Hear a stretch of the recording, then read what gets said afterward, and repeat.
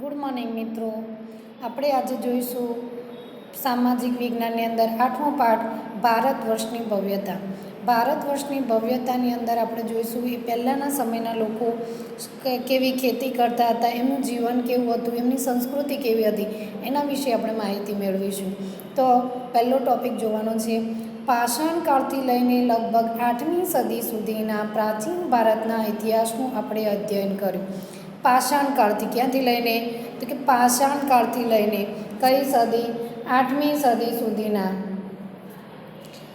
ભારતનું ઇતિહાસનું અધ્યયન કર્યું, એટલે કે એના વિશે શીખ્યા, એના વિશે આપણે જાણ્યા. વિભિન્ન કાળની સંસ્કૃતિ એટલે કે અલગ અલગ પ્રકારની સંસ્કૃતિ વિશે, તેના શાસકો વિશે આપણે માહિતી મેળવી. ભારત એક ઉપખંડ જેવું મોટું રાષ્ટ્ર છે. ભારત, એની નીચે અંડરલાઈન કરવાની છે, ભારત એક ઉપખંડ જેવું મોટું રાષ્ટ્ર છે. આ ખાલી જગ્યાની અંદર પૂછાઈ શકે, ભારત એક ખાલી જગ્યા જેટલું મોટું રાષ્ટ્ર છે. તો આપણે શું લખીશું? ઉપખંડ જેવું મોટું રાષ્ટ્ર છે. પ્રાચીન કાળથી અનેક જાતિ પ્રજાતિઓ સમૂહો આ દેશની સમૃદ્ધિથી આકર્ષાઈ આ દેશમાં આવતા રહ્યા છે.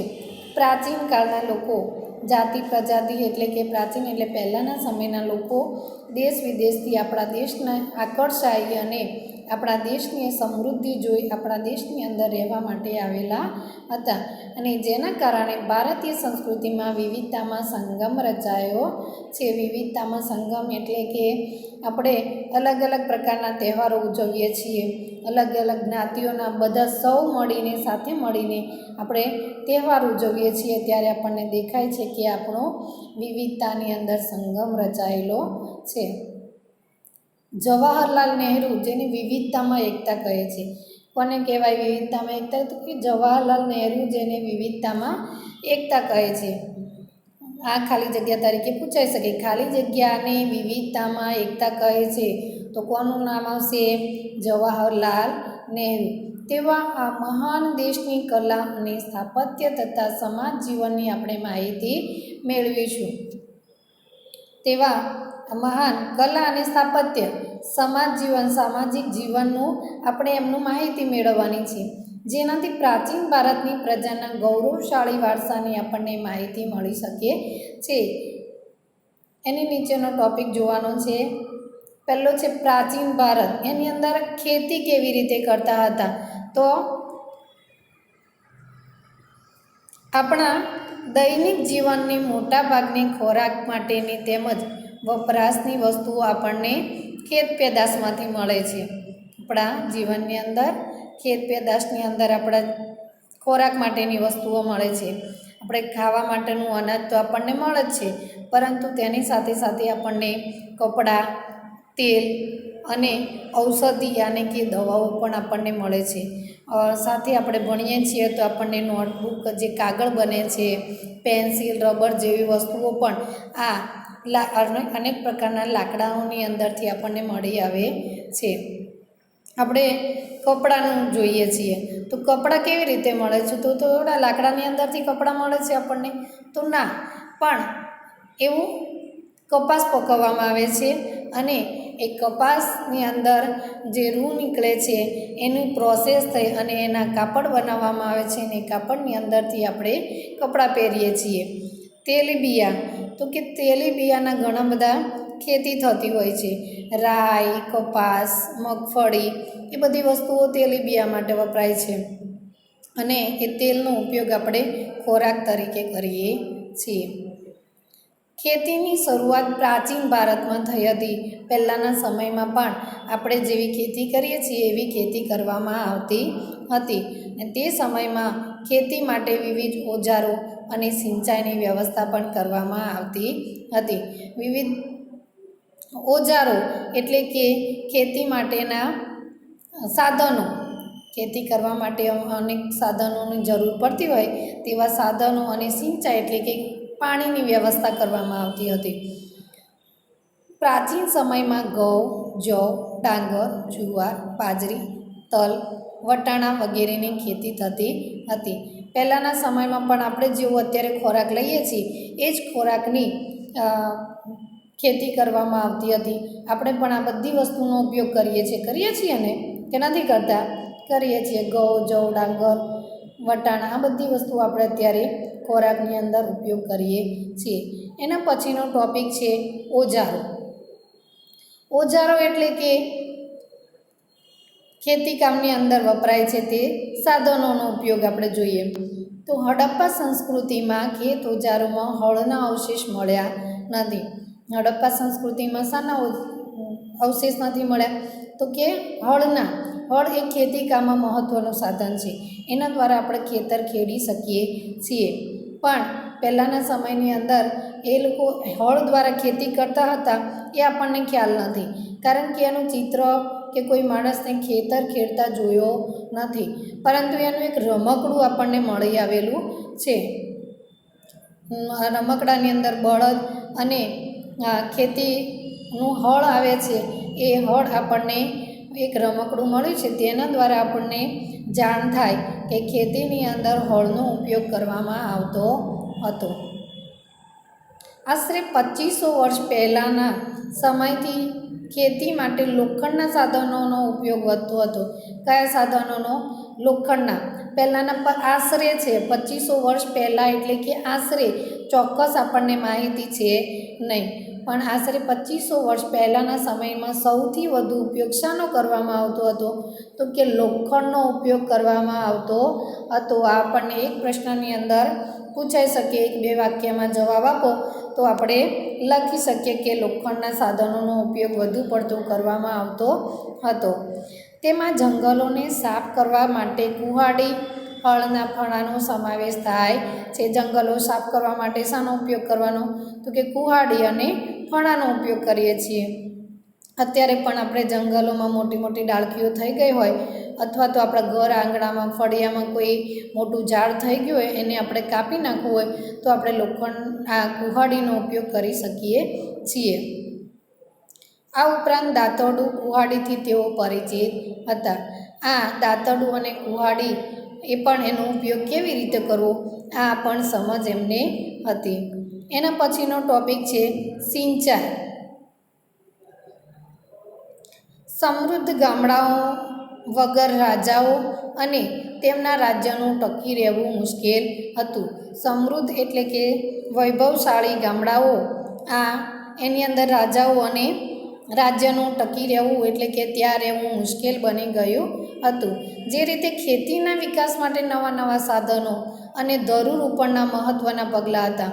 ધરુરોપણ એટલે કે જે એક મોટો ક્યારો લેવામાં આવે, ઊંડો ક્યારો હોય અને એની અંદર પાણી ભરવામાં આવે અને એ પાણીની અંદર જે છોડ રોપીને ઉછેર કરવામાં આવે. છોડને ધરુ કહેવાય. નાના નાના છોડવા આપણે રોપીએ છીએ ને એને ધરુ કહેવાય. તો અત્યારે પણ આ આપણે સિંચાઈ પદ્ધતિ વાપરીએ છીએ. ધરુરોપણની અંદર આપણે જોઈએ છીએ કે ભાત, જે આપણે ચોખા ખાઈએ છીએ એ ભાત, એને કહેવાય ડાંગર. એ પછી ડુંગળી, લસણ એ બધી વસ્તુઓનો ઉપયોગ કરવામાં આવે છે અને એને ધરુરોપણ કહેવામાં આવે છે. તેવી જ રીતે સિંચાઈ વ્યવસ્થા પણ ઘણી ઉપયોગી સાબિત થઈ. સિંચાઈ વ્યવસ્થા એટલે કે પાણીની વ્યવસ્થા પણ ઘણી ઉપયોગી છે. આ સમયે સિંચાઈ માટે નહેરો, કૂવા, તળાવો તથા કૃત્રિમ જળાશયો બનાવવામાં આવ્યા. આ સમયે સિંચાઈ માટે એટલે કે પાણીની વ્યવસ્થા માટે કયા કયા જળાશયો બનાવવામાં આવે છે? તો એની નીચે અંડરલાઈન કરવાની છે અને એ પણ એક સવાલ પૂછાઈ શકે.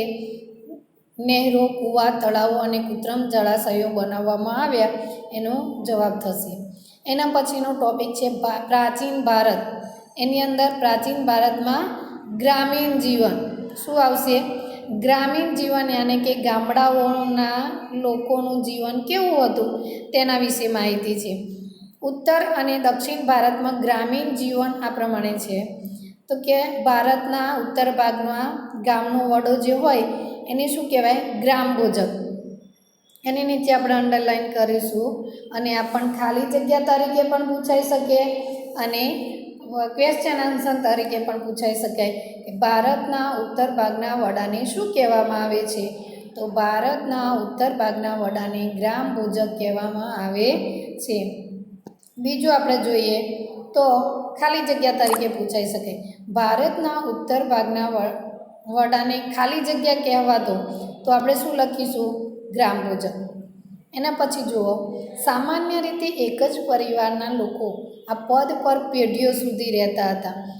પેઢીઓ સુધી એટલે વારસાગત, એક પછી એક આ પરિવારના લોકો એમના વારસો સાચવી લેતા. પેઢીઓ એટલે છો દીકરાનો દીકરો, દીકરાને દીકરો, એને પેઢી કહેવાય. આ પદ વંશ પરંપરાગત હતું. પરંપરાગત એટલે એક પછી એક, અને વંશ એટલે દીકરાનો દીકરો, દીકરાને દીકરો, એને વંશ કહેવાય. ને પરંપરાગત એટલે કે જે વારસાઈ આવે તેને વંશ પરંપરાગત કહેવાય. ગ્રામભોજક મોટાભાગે ગામનો સૌથી મોટો જમીન માલિક હતો. સૌથી મોટો જમીન માલિક હોય એને ગ્રામભોજક કહેવામાં આવતો. આ જમીન માલિક ભાડુતી માણસો રાખી તેની પાસે ખેતી કરાવતો હતો. એને મજૂર રાખી અને એની પાસે વધારે જમીન હોય એટલે ખેતી માટે મજૂર રાખી અને એમની પાસે ખેતી કરાવે. રાજા પણ ગામડાના કરવેરા ઉઘરાવવાનું કાર્ય તેમને સોંપતા. રાજાઓ શું કરતા હતા? આ સૌથી વધારે જમીન માલિક હોય એને આ ગામનો કર ઉઘરાવવાનું કામ એને સોંપવામાં આવતું હતું. તે કાયદા અને વ્યવસ્થાની સ્થિતિ પણ સંભાળતા હતા. ગામની અંદર નવા નવા કાયદા કરવાના હોય તો તેના વિશેની એ ગામની પણ સંભાળ રાખતા હતા. દક્ષિણ ભારતમાં 3 પ્રકારના લોકો રહેતા હતા. દક્ષિણ ભારતની અંદર કેટલા પ્રકારના લોકો રહેતા હતા? 3 પ્રકારના. એની નીચે પણ અંડરલાઈન કરવાની છે. મોટા જમીનદારો, નાના ખેડૂતો અને જમીન વિહોણા મજૂરો. મોટા જમીનદારો એટલે કે વધારે જેની પાસે જમીન હોય એને મોટા ખેડૂતો કહેવાય. અને નાના ખેડૂતો એમની પાસે ઓછી જમીન હોય એને નાના ખેડૂતો કહેવાય. એના પછી જમીન વિહોણા એટલે કે જેની પાસે બિલકુલ જમીન નથી, જે મજૂરી કરીને એમનું જીવન ચલાવે છે, એવા જમીન વિહોણા. આ 3 પ્રકારના દક્ષિણ ભારતની અંદર લોકો રહેતા હતા. તો એનું આપણે જોઈએ. પહેલું છે નગર જીવન. તો નગર જીવન એટલે કે શહેરી જીવન. એની અંદર શું છે? મોટાભાગના શહેરો 2500 વર્ષ પહેલાં મહાજનપદોની રાજધાની હતા. મોટાભાગના શહેરો 2500 વર્ષ પહેલાં, કેટલા વર્ષ પહેલાં? 2500 વર્ષ પહેલાં મહાજનપદોની રાજધાની હતા. આ શહેરો કિલ્લાબંધીથી સુરક્ષિત હતા. શાનાથી સુરક્ષિત હતા? કિલ્લાબંધીથી. ઘણા શહેરોમાં વલય પ્રાપ્ત થયા છે. ઘણા શહેરોની અંદર વલયકૂપ પ્રાપ્ત થયા છે, જે કૂવા તરીકે ઓળખાતા હતા. આ વલયકૂપ શૌચાલય, નીક અથવા કચરા પેટી માટે ઉપયોગમાં લેવાતા હતા. આ વલયકૂપને કેવી રીતે ઉપયોગમાં લેવાતા? તો કે શૌચાલયો, નીકો અને કચરા પેટી માટે ઉપયોગમાં લેવાતા હતા. આપણે અત્યારે જોઈએ કે ગટર વ્યવસ્થા, એ પણ આપણે એક વલયકૂપ તરીકે ઓળખાય છે. એના પછી જોઈએ ગ્રામીણ અને નગરના લોકો ખોરાકમાં ઘઉં, જવ, ચોખા, દૂધ, દહીં, ઘી, ફળફળાદી તથા માંસ માછલીનો ઉપયોગ કરતા હતા. એ ગામ અને નગરના લોકો શાનો ઉપયોગ કરતા હતા? તો આ બધી વસ્તુઓ અંદર આવશે. ઘઉં, જવ, ચોખા, દૂધ, દહીં, ઘી, ફળફળાદી અને માંસ માછલીનો ઉપયોગ કરતા હતા. એના પછીનો ટોપિક જોઈએ આપણે પેજ નંબર 41 ઉપર. પુરુષો અને સ્ત્રીઓ સામાન્ય રીતે 2 વસ્ત્રો પહેરતા હતા. પુરુષો અને સ્ત્રીઓ 2 વસ્ત્રો પહેરતા હતા. શરીરના નીચેના ભાગનું વસ્ત્ર નીવી. નીચેના ભાગના વસ્ત્રને શું કહેવાય? નીવી. અને ઉપરના ભાગનું વસ્ત્ર વાસ કહેવામાં આવતું. આ બંને નીચે અંડરલાઈન કરેલી છે. અને પુરુષ અને સ્ત્રીનો કોમન ડ્રેસ, આપણે અત્યારે છોકરા છોકરીઓ માટે અલગ અલગ કપડાં હોય. આપણે શર્ટ કહીએ, બરાબર છે? છોકરાઓ શર્ટ પહેરે ને છોકરીઓ કુર્તી ને એવું બધું પહેરતા હોય. એ અલગ અલગ નામ હોય, પણ આ બધાને કોમન નામ છે જે પુરુષો અને સ્ત્રીઓ પહેરતા હોય. એના ઉપરના ભાગ અને નીચેના ભાગનું એવું 2 રીતે વર્ણન કરેલું છે. તો નીચેના ભાગનું વસ્ત્રને શું કહેવાય? નીવી. અને ઉપરના ભાગના વસ્ત્રને શું કહેવાય? વાસ. ક્યારેક ઉપરના વસ્ત્ર ઉપર દુપટ્ટા જેવું અધિવાસ લપેટતા. ઉપરના વસ્ત્ર ઉપર શું લપેટતા હતા? અધિવાસ. એની નીચે પણ અંડરલાઈન કરીશું. પછી નીચેનો ટોપિક જોઈએ આપણે, પ્રાચીન ભારતની અંદર કલા. પહેલાંના સમયની અંદર કલા કઈ કઈ કળાઓ હતી તેના વિશે આપણે જાણીશું. ઇતિહાસવિદો કલાને બે ભાગમાં વહેંચે છે. કેટલા ભાગમાં વહેંચે છે? બે ભાગની અંદર. એક છે લલિત કલા અને બીજું છે નિદર્શન કલા. તો લલિત કલા વિશે આપણે જાણીશું કે લલિત કલાની અંદર શું હોય છે. તો લલિત કલામાં ચિત્ર, સાહિત્ય, સ્થાપત્ય, સંગીત, માટીકલા વગેરેનો સમાવેશ થાય છે. તો લલિત કલાની અંદર શાનો સમાવેશ થાય છે એવો આપણને પ્રશ્ન પૂછાય તો આપણે લખી શકીએ નિદર્શન. લલિત કલામાં ચિત્ર, સાહિત્ય, સ્થાપત્ય, સંગીત, માટીકલા વગેરેનો સમાવેશ થાય છે. બીજો ટોપિક છે આપણો નિદર્શન કલા. જ્યારે નિદર્શન કલામાં નૃત્ય અને નાટકનો સમાવેશ થાય છે. આપણે આ બે બાબતોને વિગતે જોઈશું. નિદર્શન કલામાં ફક્ત બે છે, નૃત્ય અને નાટક. અને લલિત કલાની અંદર છે ચિત્ર, સાહિત્ય, સ્થાપત્ય, સંગીત, માટીકલા. આ પ્રશ્ન પૂછાઈ શકે. પહેલું પૂછાય ઇતિહાસવિદોની અંદર કેટલી કલાઓ છે? તો બે ભાગમાં વહેંચવામાં આવેલી છે. કઈ કઈ એવો પ્રશ્ન પૂછાય તો લલિત કલા અને નિદર્શન કલા. આ વસ્તુ આપણે ધ્યાનમાં લેવાની છે. એની વિશે આપણે જોઈશું નીચે. ભારતનો સાહિત્યનો વારસો.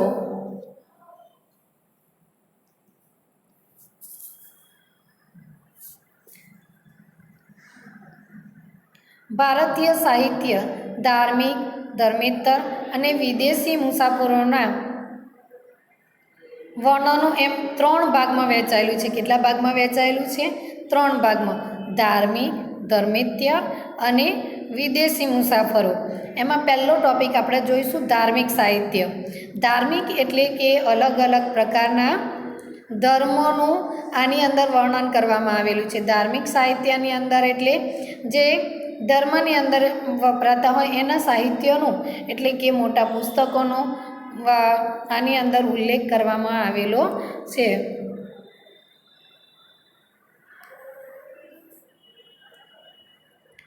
ભારતમાં સૌથી પ્રાચીન ધાર્મિક સાહિત્યમાં વેદોનો સમાવેશ થાય છે. કોનો સમાવેશ થાય છે? વેદોનો સમાવેશ થાય છે. તેમની સંખ્યા કેટલી છે? 4 સંખ્યા છે. 4 કયા કયા? તો કે વેદો યજુર્વેદ, ઋગ્વેદ, સામવેદ અને અથર્વવેદ. આ 4 વેદોની જાણકારી આપણને હોવી જોઈએ. આજે તમે 6થા ધોરણમાં છો તો તમને આગળના ધોરણની અંદર પણ આ વસ્તુ કામ લાગશે. એટલે આનું ખાસ ધ્યાન રાખવાનું. આપણને વેદો તો ગમે ત્યારે પૂછાઈ શકે. તો વેદો કેટલા છે? આ જનરલ નોલેજની અંદર પણ આ સવાલ પૂછાઈ શકાય કે વેદો કેટલા છે અને કયા કયા છે. વેદો 4 છે. ઋગ્વેદ, યજુર્વેદ, સામવેદ અને અથર્વવેદ. વેદોને સમજાવવા માટે બ્રાહ્મણ ગ્રંથો અને આરણ્યકોની રચના કરવામાં આવી છે. વેદોને સમજાવવા માટે બધાને આની સમજ હોતી નથી. આ વેદો બધાને સમજ ન પડે પણ એના માટે સ્પેશિયલી બ્રાહ્મણ ગ્રંથો અને આરણ્યકોની રચના કરવામાં આવી એટલે કે એમને નિમણૂક કરવામાં આવ્યા છે. જેમાં શતપથ બ્રાહ્મણ, ગોપનાથ બ્રાહ્મણ અને બૃહદારણ્યક એવી સૌથી અગત્યના ગણાવી શકાય. આ સૌથી સારા કોને ગણી શકાય? તો શતપથ બ્રાહ્મણ, ગોપથ બ્રાહ્મણ અને બૃહદારણ્યક આ અગત્યના ગણાવી શકાય.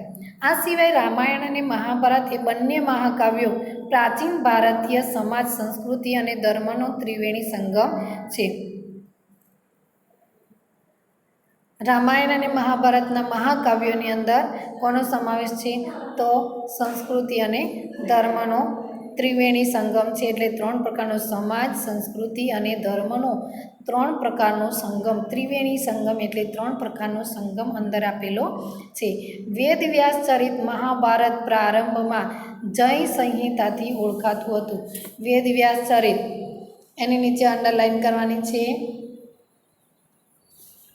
વેદવ્યાસ રચિત મહાભારત પ્રારંભમાં જય સંહિતાથી ઓળખાતું હતું, જે વિકસતું જતાં 1,00,000 શ્લોકનું મહાભારત થયું. કેટલા શ્લોકનું મહાભારત થયું? 1,00,000 શ્લોકનું. તે જ રીતે વાલ્મીકી રચિત રામાયણ ભગવાન શ્રી રામનો કથાનો સાથે આદર્શ સમાજ જીવન અને નૈતિક ધોરણોનું ચિત્રણ થયેલું છે. આદર્શ સમાજ જીવન, સારું સમાજનું જીવન અને તેનું ચિત્રણ એટલે કે ચિત્રનું થયેલું છે. આ ટૂંકનોટની અંદર ધાર્મિક સાહિત્ય વિશે આપણને પૂછાઈ શકે. તો આ આપણને આની અંદર અંડરલાઇન કરાવેલા જે મહત્ત્વના ટૉપિક છે એ પણ આવી શકે અને અંદરથી આ નીચેના ટૉપિક પણ આપણે લઈ શકીએ છીએ. 108 જેટલા ઉપનિષદો ભારતીય ચિંતનના મહામૂલો ગ્રંથો છે. 108 ટોપિકો. કેટલા ઉપનિષદો છે? 108. એની આગળ જોઈએ કઠ, કેન, પ્રશ્ન, મુંડક, માંડુક્ય, ઈશાવાસ્યમ અને છાંદોગ્ય ઉપનિષદો ભારતીય તત્વજ્ઞાનના મહત્ત્વના ગ્રંથો છે. એની અંદર મહત્ત્વના ગ્રંથો કયા છે? તો આની અંદર આપણને ઉલ્લેખ કરેલો છે કે કઠ, કેન, પ્રશ્ન, મુંડક, માંડુક્ય, ઈશાવાસ્યમ અને છાંદોગ્ય ઉપનિષદોનો આની અંદર સમાવેશ કરેલો છે. અને તેમની સંખ્યા કેટલી છે? 18. પુરાણોની સંખ્યા કેટલી છે? 18. એની નીચે પણ અંડરલાઇન આવશે. સવાલ એક પ્રશ્નની અંદર પૂછાઈ શકે કે પુરાણોની સંખ્યા કેટલી છે? તો આપણે લખી શકીએ 18. ખાલી જગ્યા પણ આની અંદર પૂછાઈ શકાય છે. જેમાં વિષ્ણુ પુરાણ, ગરુડ પુરાણ, વાયુ પુરાણ અને મત્સ્ય પુરાણ તેમજ ભાગવત વિશિષ્ટ ગ્રંથો તરીકે ખ્યાત થયા છે. આ પુરાણો કેટલા છે? તો કે વિષ્ણુ, ગરુડ, વાયુ અને મત્સ્ય પુરાણ આ ભાગવતની અંદર વિશિષ્ટ શ્રેષ્ઠ પ્રકારના ખ્યાત થયા છે. આગળનો ટોપિક આપણે જોઈશું બુદ્ધ અને જૈન ધર્મના મહાન ગ્રંથોમાંથી આપણને સમાજ જીવન અને ધર્મની માહિતી મળે છે. બૌદ્ધ અને જૈન આની અંદરથી આપણને એ ગ્રંથોની અંદરથી આપણા ગ્રંથો કયા છે? તો કે ગીતાજી, મહાભારત, રામાયણ આપણા ગ્રંથો છે. એવી રીતે બૌદ્ધ ધર્મ અને જૈન ધર્મ આ જે ગ્રંથો છે એ આપણને આપણા ધર્મની અંદર સમાજ જીવનમાં આપણને ખૂબ સારી માહિતી આપે છે. બૌદ્ધ ધર્મના મૂળ ગ્રંથોને ત્રિપિટક કહેવામાં આવે છે. અહીંયા અંડરલાઇન કરવાની છે. બૌદ્ધ ધર્મના મૂળ ગ્રંથોને ત્રિપિટક કહેવાય છે. આ પણ એક સવાલમાં પૂછાય અને ખાલી જગ્યામાં પણ પૂછાઈ શકે. તેમાં સૂત એટલે કે સૂત્ર પિટક, વિનય પિટક અને અભિધમ પિટકનો સમાવેશ થાય છે. આ સિવાયના જાતક કથાઓ, દિશાકીય, અંગુત્તર નિકાય અને મજ્જી નિકાય અગત્યના ગ્રંથો છે. નાગસેનનું મિલિંદ પાન્હો અને આર્યમનજીપી શ્રી મૂળકલ્પ અગત્યના બૌદ્ધ ગ્રંથો છે. તિબ્બત ભાષામાં બૌદ્ધ ગ્રંથની કજાર અને તંજર 2 સંહિતા પ્રસિદ્ધ છે. કઈ કઈ સંહિતા પ્રસિદ્ધ છે? તો કજાર અને તંજર આ 2 સંહિતા પ્રસિદ્ધ છે. જાતક કથાઓ દીધ નિકાય, મજ્જી નિકાય પણ બૌદ્ધ ગ્રંથો છે. આ ઉપરાંત બૃહદ કથા, હરિવંશ પુરાણ, વાસુદેવ હિડી, સિદ્ધ હેમચંદ્રાનું શબ્દાનુશાસન, દયાશ્રય અને કીર્તિકૌમાદી મુખ્ય છે. જૈન ગ્રંથોને આગમ ગ્રંથો પણ કહેવામાં આવે છે. જૈન ગ્રંથોને બીજું શું કહેવામાં આવે છે? આગમ ગ્રંથો. આવા આગમ ગ્રંથોની સંખ્યા 12 છે. આગમ ગ્રંથોની સંખ્યા કેટલી છે? 12. જૈન ગ્રંથોની કેટલી છે? 18. પુરાણોની સંખ્યા કેટલી? 18 અને જૈન ગ્રંથોની સંખ્યા 12 છે. તો આ ઓલ્ટરનેટ ન થઈ જાય એનું ધ્યાન રાખવાનું કે પુરાણોની સંખ્યા 18 અને આગમ ગ્રંથોની સંખ્યા 12 છે. જૈન ધર્મનું પ્રાચીન સાહિત્ય 14 પર્વ અને 12 અંગમાં વહેંચાવેલું છે. કેટલામાં? 14 પર્વ અને 12 અંગમાં વહેંચાયેલું છે. મુખ્ય ગ્રંથોમાં આગમો, આચાર અંગ અને વૈતાલિક દશાવૈતાલિક સૂત્ર અગત્યના છે. આની અંદર સૂત્રો જે કયા અગત્યના છે? તો આચાર ગ્રંથ અને વૈતાલિક ગ્રંથો અગત્યના છે. એને નીચેનો બીજો ટોપિક છે આપણે જોયું ધર્મેતર સાહિત્ય, જેમની વિષયવસ્તુ ધર્મની બહાર છે તેવા સાહિત્યિક ગ્રંથો ધર્મેતર સાહિત્ય તરીકે ઓળખાય છે. તેમાં મોટાભાગે કાવ્યો, નાટકો, પ્રશસ્તિઓ, વ્યાકરણ ગ્રંથો અને સ્મૃતિઓનો સમાવેશ થાય છે. આની અંદર ધર્મેતર સાહિત્યની અંદર શાનો ઉપયોગ કરવામાં આવે છે? તો પહેલાંથી વિરુદ્ધ છે, ધર્મથી વિરુદ્ધ છે, આ ધર્મની બહાર છે અને પેલું ધર્મને લગતું છે. તો આની અંદર શાનો સમાવેશ છે? નાટકો છે, કાવ્યો છે, પ્રશસ્તિઓ, વ્યાકરણ એ સ્મૃતિઓનો સમાવેશ થાય છે. આ સ્મૃતિઓ એ ભારતના કાયદા ગ્રંથો છે. મનુસ્મૃતિ, યાજ્ઞવલ્ક્ય સ્મૃતિ અને નારદ સ્મૃતિનો સમાવેશ થાય છે. સ્મૃતિ એટલે એમને યાદ કરીને જે એમને લખ્યું છે એના વિશે આપણે માહિતી મેળવી શકીએ. કૌટિલ્યનું અર્થશાસ્ત્ર પણ કાયદા ગ્રંથ છે. કૌટિલ્ય એટલે એનો અર્થશાસ્ત્ર કાયદા ગ્રંથ તરીકે ઓળખાય છે. પેજ નંબર 42 ઉપર ધ્યાન આપો, પાછળનું પેજ. પ્રાચીન ભારતમાં મોટા પ્રમાણમાં નાટકો અને કાવ્યોની રચના થઈ. પહેલાંના સમયની અંદર નાટકો અને કાવ્યોની રચના થઈ હતી, જેમાં મહાકવિ ભાસ, કાલિદાસ, શુદ્રક, ભારવી જેવા મહાન સાહિત્યકારોનો સમાવેશ થયેલો છે. પ્રાચીન ભારતની અંદર પહેલાંના સમયની અંદર નાટકો અને કાવ્યોની રચના કોણે કરી? તો કે કવિ કાલિદાસ, મહાકવિ શુદ્રક, ભારવી જેવા સાહિત્યકારોનો સમાવેશ થાય છે. આવા અગત્યના મહાકાવ્યો અને નાટકોમાં અભિજ્ઞાન શાકુંતલમ, રઘુવંશમ, મેઘદૂતમ, કિરાતાર્જુનીયમ, સ્વપ્નવાસદત્તમ અને મૃચ્છકટિકમ વગેરેનો સમાવેશ થાય છે. આ આપણને મહત્ત્વના છે, આ આગળ પણ કામ લાગશે તમને કે આ અગત્યના મહાકાવ્યો અને નાટકોની અંદર કોનો સમાવેશ થાય છે? તો અભિજ્ઞાન, પછી અભિજ્ઞાન શાકુંતલમ સાથે છે, એની નીચે અંડરલાઈન કરો. રઘુવંશમ, મેઘદૂતમ, કિરાતાર્જુનીયમ, સ્વપ્નવાસદત્તનમ અને મૃચ્છકટિકમનો સમાવેશ થાય છે. આ 1-2 વાક્યની અંદર સવાલ પૂછાઈ શકે. દક્ષિણ ભારતમાં એક વિશિષ્ટ સાહિત્ય જેને સંગમ સાહિત્ય કહેવામાં આવે છે. વિશિષ્ટ સાહિત્યને શું કહેવામાં આવે છે? સંગમ સાહિત્ય. પણ કયું ભારત છે? દક્ષિણ ભારતની અંદર.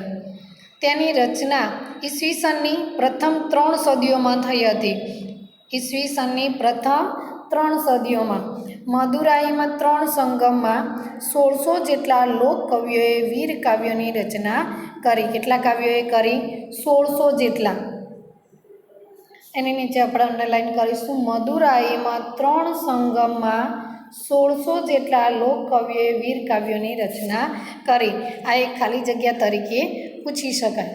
આ સાહિત્યમાં શિલપ્દિકારમ, મણિલેખાએ ખૂબ જ અગત્યના છે. સંસ્કૃત ભાષામાં સર્વશ્રેષ્ઠ વ્યાકરણ ગ્રંથ પાણિનીનું અષ્ટધ્યાયી છે. સંસ્કૃત ભાષાની અંદર આ સર્વશ્રેષ્ઠ વ્યાકરણ ગ્રંથ, એમાં પાણી એ અષ્ટધ્યાયી વ્યાકરણ છે. ઈસવીસન પૂર્વે 5મી સદીમાં રચાયું હતું. એ સંસ્કૃત સાહિત્ય ક્યારે રચાયું હતું? 5મી સદીમાં. ઈસવીસન પૂર્વે એટલે ઈસવી ખ્રિસ્તના સમય પહેલાંનો જે જન્મ હોય તેને ઈસવીસન પૂર્વે કહેવામાં આવે છે. અને આ 5મી સદીની અંદર રચાયેલું હતું. અશોકના શિલાલેખો પણ પ્રાચીન ભારતના ઇતિહાસમાં મૌર્ય સામ્રાજ્યના વહીવટતંત્રનો તથા બૌદ્ધ ધર્મના નૈતિક નિયમો વિશે માહિતી આપે છે. આ અશોકનો જે શિલાલેખ એ પ્રાચીન સમયની અંદર પ્રાચીન ભારતમાં સામ્રાજ્યનો વહીવટી તંત્ર એટલે વહીવટ કરવા માટેનો જે તંત્ર હોય તે બૌદ્ધ ધર્મના નૈતિક નિયમો વિશે માહિતી આપેલી છે. એની નીચેનો ટોપિક જુઓ. ગુપ્ત કાળમાં પ્રશસ્તિ કાવ્યો અને ગ્રંથોનો ઘણો વિકાસ થયો. ગુપ્ત પ્રશંસી કાવ્યો અને ગ્રંથો, જે મોટા મોટા પુસ્તકો હોય એનો, અને કાવ્યો કવિતાઓ એનો વિકાસ થયેલો જોવા મળે છે. સમુદ્રગુપ્તની પ્રયાગ પ્રશસ્તિના લેખક હરિસેન હતા. કોણ હતા? સમુદ્રગુપ્તની પ્રયાગ પ્રશસ્તિના લેખક હરિસેન હતા. એની નીચે પણ આપણે અંડરલાઈન કરીશું.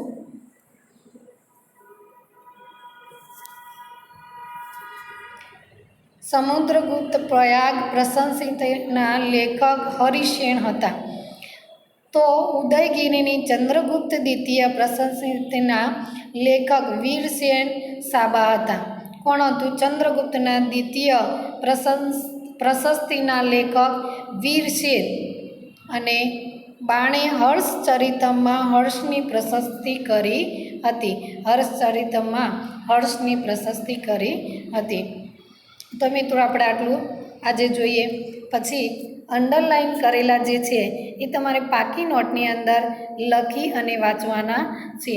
આની નીચે એક હોમવર્ક આપેલું છે. એ હોમવર્ક પણ તમારી નોટની અંદર લખી અને તેના સવાલ જવાબ લખી પાકા કરવાના છે. અસ્તુ.